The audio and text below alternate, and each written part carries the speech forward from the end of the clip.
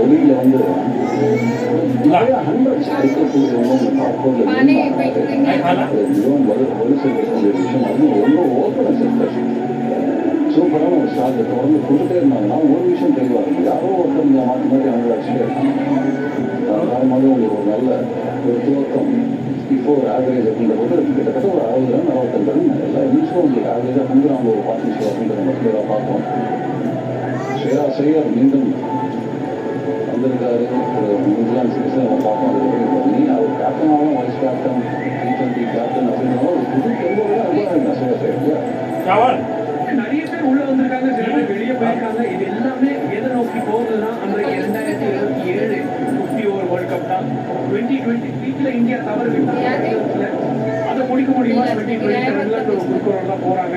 இதெல்லாம் தான் அதுக்கு லீடப்பா இருக்கிற கேம்ஸ். 9, 5, 14 மொத்தம் 20 ODIs இருக்கு. ஆப்கானிஸ்தானோட 3, இங்கிலாந்து வெஸ்ட் இண்டீஸோட 3, ஸ்ரீலங்கா ஜிம்பாப்வேயோட 3, நியூசிலாந்துல அவேல 2027 அக்டோபர்ல நடக்க போகுது அந்த ஒரு 50 ஓவர் வேர்ல்ட் கப்.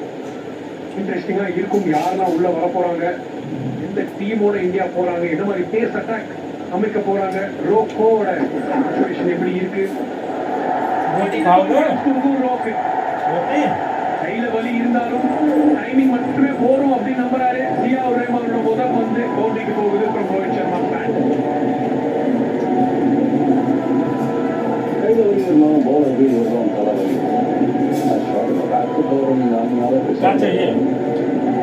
இன்னொரு ஷாட்டுக்கு பவுன்ஸ் ஜாஸ்தி பவர் ட்ரைவ்னு சொன்னாங்க. இதெல்லாம் வந்து நல்ல வேகம் போட்டால் மேட்ச் நீங்கள் பார்த்தீங்கன்னா ஜியா நம்ம வந்து அவருக்கு அந்த ஸ்பின் பண்ணக்கூடிய எபிலிட்டி இருக்கு. ஆக்சுவலாக நம்ம பார்த்தோம் அதனால ரைட் லென்த் போட்டாருன்னா இனிஷியலாக கொஞ்சம் ஸ்விங் ஆர்க்க பார்க்குறோம். ஸ்லிப்பும் வச்சுருக்காங்க. ரைட் ஏரியாஸ்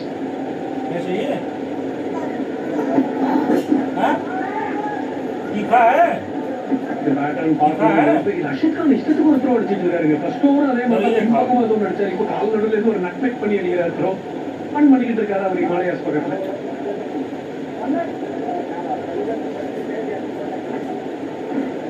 என்ஜாய் பண்ணுறாரு.